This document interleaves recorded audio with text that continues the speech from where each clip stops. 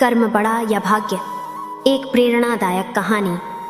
इस दुनिया में कर्म को मानने वाले लोग कहते हैं भाग्य कुछ नहीं होता, और भाग्यवादी लोग कहते हैं भाग्य में जो कुछ लिखा होगा वही होकर रहेगा।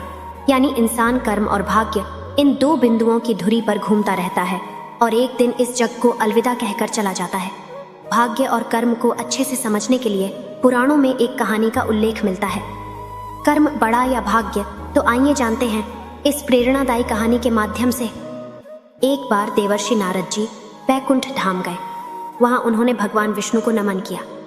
नारद जी ने श्रीहरि से कहा, प्रभु, पृथ्वी पर अब आपका प्रभाव कम हो रहा है। धर्म पर चलने वालों को कोई अच्छा फल नहीं मिल रहा और जो पाप कर रहे हैं उनका भला हो रहा है। तब श्रीहरि ने कहा, ऐसा नहीं है देवर्षि, जो भी हो रहा है सब नियति के जरिए हो रहा है। नारद बोले, मैं तो देखकर आ रहा हूं, पापियों को अच्छा फल मिल रहा है और भला करने वाले, धर्म के रास्ते पर चलने वाले लोगों को बुरा फल मिल रहा है। भगवान ने कहा, कोई ऐसी घटना बताओ। नारद ने कहा, अभी मैं एक जंगल से आ रहा हूं, वहां एक गाय दलदल में फंसी हुई थी। कोई उसे बचाने वाला नहीं था। तभी एक चोर उधर से गुजरा। गाय को फंसा हुआ देखकर भी नहीं रुका, वह उस पर पैर रखकर दलदल लांघकर निकल गया। आगे जाकर चोर को सोने की मोहरों से भरी एक थैली मिली। थोड़ी देर बाद वहां से एक वृद्ध साधु गुजरा। उसने उस गाय को बचाने की पूरी कोशिश की।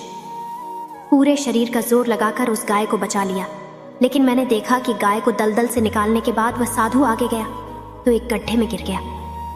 प्रभु, बताइए ये कौन सा न्याय है? नारद जी की बात सुन लेने के बाद प्रभु बोले, यह सही ही हुआ। जो चोर गाय पर पैर रखकर भाग गया था, उसकी किस्मत में तो एक खजाना था, लेकिन उसके इस पाप के कारण उसे केवल कुछ मोहरें ही मिली। वहीं उस साधु को गड्ढे में इसलिए गिरना पड़ा क्योंकि उसके भाग्य में मृत्यु लिखी थी, लेकिन गाय को बचाने के कारण उसके पुण्य बढ़ गए और उसकी मृत्यु एक छोटी सी चोट में बदल गई। इंसान के कर्म से उसका भाग्य तय होता है। इंसान को कर्म करते रहना चाहिए क्योंकि कर्म से भाग्य बदला जा सकता है। जय श्री कृष्णा। भक्तजनों, आप भी प्रभु श्री हरि के भक्त हैं तो वीडियो को लाइक करें, चैनल को सब्सक्राइब करें और बेल आइकन जरूर दबाएं। धार्मिक और अच्छी कहानियों के लिए हमसे जुड़े रहें। जय श्री कृष्णा।